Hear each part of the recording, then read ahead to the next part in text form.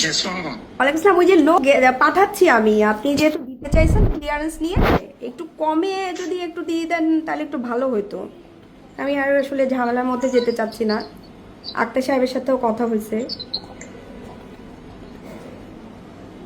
জি, এখন আমি দেওয়ার জন্য পেপারস তো আমি সাইন সবকিছু করে রেডি করে রাখছি। তো এখন আমি কি করতাম আমাকে বলেন।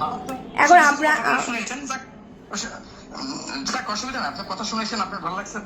আমি আপনার হয়তো কোনো উপকারে আসিনি, এই জন্য আপনার কথা শুনেছেন। না না, সমস্যা নাই, শুনাই নাই। আমি বলছি যে আমি তো কিছু করিনি ভাই, আমি এখানে মাত্র নতুন আসছি।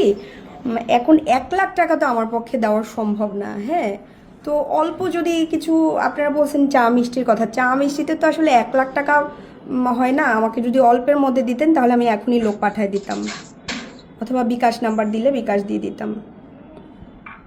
কেন আপনার লোক আসছে না এখানে? এখন ওর কাছে তো অত টাকা নাই। আপনি আবার লোক পাঠাবেন কেন? ওর কাছে পাঠালে আমার কাছে পাঠাবেন কেন? ওর কাছে পাঠালে সমস্যা কি?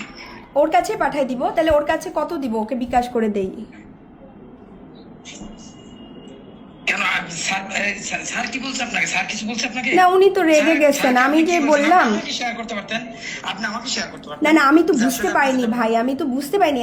উনি বলে আপনি ডাক্তার মানুষ, আপনি বুঝতে পারবেন না, এটা হয়। আমি আসলেই বুঝতে পারিনি। আপনারা ফোন করলেন, নিজে থেকেই বললেন যে ক্লিয়ারেন্স রেডি করবেন। হ্যাঁ, তা আমি এটার জন্যই তো আসলে তো এটার জন্য